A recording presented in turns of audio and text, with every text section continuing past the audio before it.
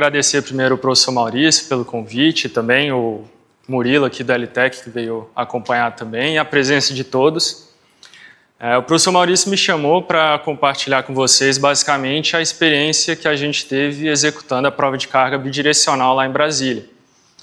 Então, a prova de carga bidirecional, apesar de ser um método que, na verdade, ele foi inventado aí lá nos anos 80, mais ou menos, então tem 50 anos de uso, ele ainda não foi tão difundido no Brasil. Então, assim, a gente faz em algumas regiões, não são, assim, não chega nem perto do uso da prova de carga convencional.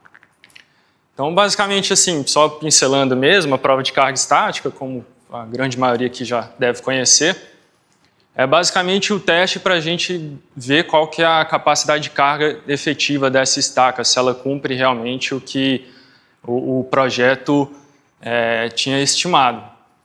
Então, a norma da prova de carga é a 16903 e a norma de fundações hoje ela exige, né, que a gente faça a prova de carga em pelo menos 1% das estacas da obra. E a própria norma de fundações, a 6122, hoje ela também autoriza a utilização do método bidirecional, desde que acordado com a obra e com o projetista. Então, é essencial que o projetista conheça o método também, saiba analisar esse método bidirecional, para a gente poder aplicar ele numa obra, porque ele não tem uma norma específica de execução brasileira, apesar da gente ter nos Estados Unidos. Então, bem, prova de carga convencional é aquilo, esse é o método mais arcaico que a gente tem, né? Basicamente, se a gente precisa aplicar uma carga para baixo, para essa carga ir para baixo, a gente precisa ter uma reação. Então, a gente precisa que esse peso que vai estar indo para cima, ele seja reagido por uma estrutura. Então, a forma mais antiga de se fazer seria basicamente botando peso. Então, se a gente precisa aplicar 100 toneladas com o macaco para baixo, a gente bota ali 200 toneladas numa plataforma e aí a gente vai conseguir empurrar essa estaca. Depois disso, esse é o método mais utilizado hoje, né? Então, a gente coloca uma viga de reação, essa viga de reação presa em estacas. E o problema, digamos, desse método, assim, é que ele é um método que ele ocupa espaço na obra, basicamente. Então, para a gente utilizar, a gente precisa montar 4 estacas de reação, a gente precisa colocar toda essa estrutura, mobilizar caminhão Munk para dentro da obra. E isso, por vezes, em canteiros apertados ou obras que a gente tem estacas muito profundas ali, com 20 metros ou mais, isso começa a ficar muito custoso e muito trabalhoso, oneroso para a obra. No método bidirecional, a gente, ao invés de aplicar essa carga por cima da estaca, então, ao invés de a gente colocar um macaco ali em cima e pressionar para baixo, a gente instala um macaco, que seria uma célula expansiva, dentro da estaca. Então, qual que é o princípio? É exatamente o mesmo da convencional, só que a gente vai empurrar a ponta e o próprio fuste é que vai ser a reação. É ele que vai segurar essa célula lá embaixo.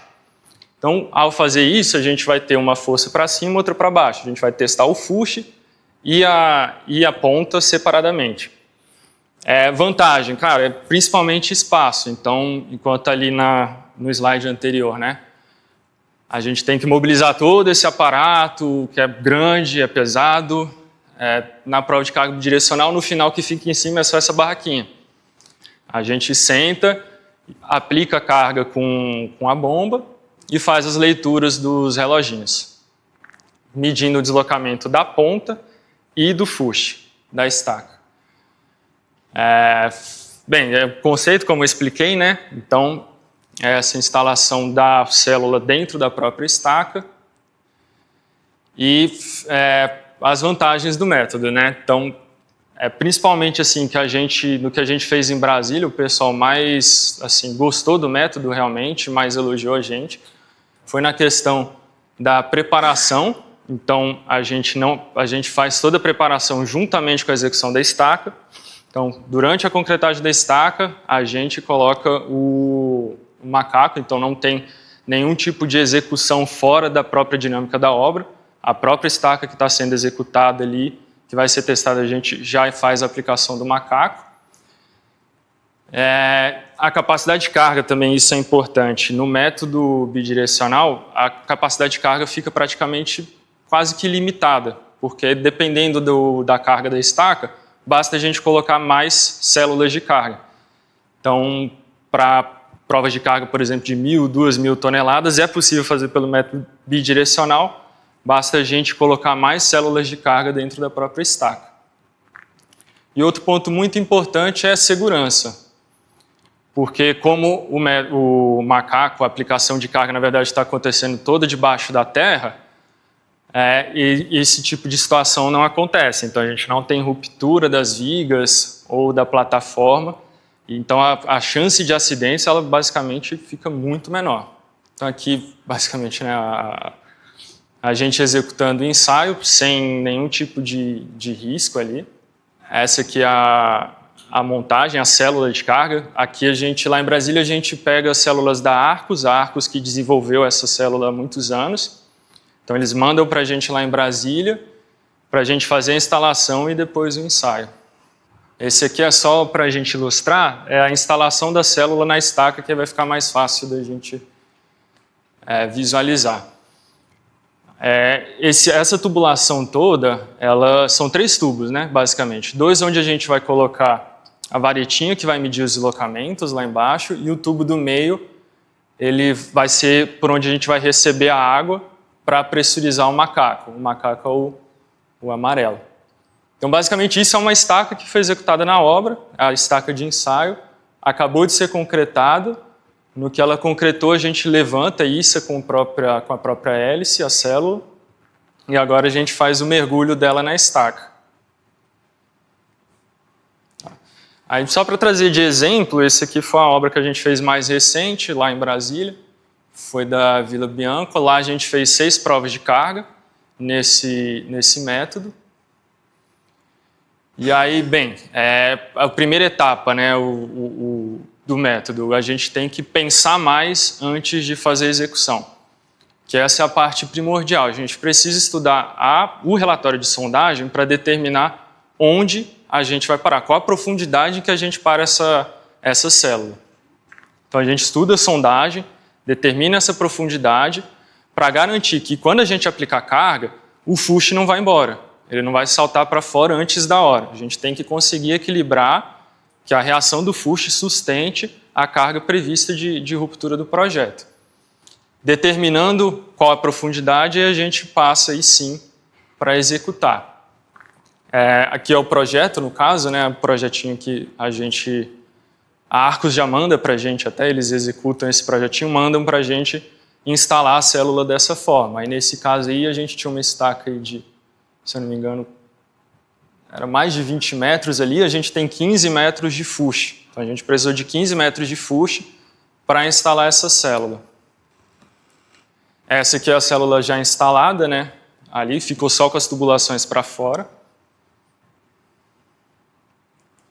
E aqui durante a execução do ensaio. Então, o ensaio em si, cara, essa é a parte assim que o pessoal da obra mais gosta. Não precisou de caminhão mulk, não precisou de viga, o espaço... Essa era até uma obra espaçosa, mas assim, o que a gente ocupa de espaço durante a execução é mínimo. E aí, depois que a gente faz o teste, logicamente, quando a gente aplica a carga, a estaca ela rompe no meio, na verdade. Então, ela abre e, nisso, a gente tem que, depois do teste, preencher com uma calda de cimento. Então, a gente roda essa calda de cimento, coloca lá dentro e preenche de volta essa abertura.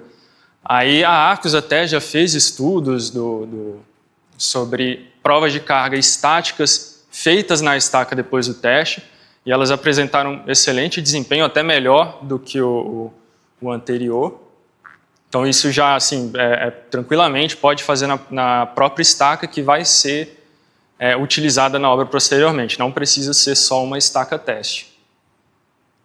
E aí, por fim, os resultados, né? Como ficam os resultados? O método ele vai dar sempre gráficos separados. Então, a gente tem um gráfico de ponta e um gráfico de fuste. E aí, nessa situação, por exemplo, a gente tem até nessa prova de carga que a gente fez um deslocamento maior de ponta, que é uma das coisas que a prova de carga bidirecional ela vai conseguir entregar. Ela vai mobilizar essa ponta da estaca. porque como a pressão, o macaco está lá embaixo, a carga que ele aplica ele vai direto realmente na ponta. Numa prova de carga convencional, para essa carga chegar na ponta, na verdade, ela tem que atravessar ali todo o comprimento da estaca e muitas vezes não vai mobilizar de fato a ponta, dependendo do comprimento. Então, nesse caso, a gente tem até deslocamento maior da ponta da estaca do que a gente teve no fuste. Então, era uma estaca que estava muito bem dimensionada, ela aguentava até cargas maiores do que a gente chegou aqui. A gente não chegou nem próximo da ruptura do fuste. Aí, esse é um gráfico que a gente entrega também, que é do atrito lateral pelo deslocamento da estaca. Então, à medida que a gente tem o deslocamento, a gente vai mobilizando o maior atrito lateral dela. Então, esse é o gráfico. E, bem, no exterior, né, como que aqui no Brasil, como eu disse, esse método ele é utilizado, mas em situações mais específicas, clientes estrangeiros que costumam pedir, porque lá no exterior, aí sim a gente tem um uso muito mais difundido, principalmente nos Estados Unidos. Nos Estados Unidos a gente já chega ou CEL, que eles chamam lá, né, a prova de carga bidirecional, ela superou até o uso, a utilização da prova de carga convencional. E isso justamente porque lá a gente tem um avanço tecnológico, principalmente um avanço de estruturas cada vez maiores, cada vez mais complexas, e que exigem também métodos mais complexos, mais tecnológicos para testar. E aí, nas últimas décadas, então, a bidirecional tem sido amplamente utilizada lá. Aqui no Brasil, a gente ainda não chegou nesse nível, mas a gente não está fazendo tanta bidirecional, mas a gente, além de utilizar ela, a gente vem também incrementando lá no LTEC o uso da prova de carga convencional, pelo menos com a utilização de LVDT, para a gente ter deslocamentos mais precisos e contínuos e gerar mais confiança na execução da prova de carga. Os dois métodos, um não anula o outro, tá, gente? Normalmente a bidirecional é justamente para complementar, assim, para a gente ter um uso em situações em que a prova de carga convencional vai ser muito pior de se utilizar, digamos, vai ser mais cara, mais custosa para a construtora. E é isso, basicamente essa é a experiência que eu tinha para passar. Agradeço o convite e fico à disposição para quaisquer dúvidas aí do pessoal. Obrigado.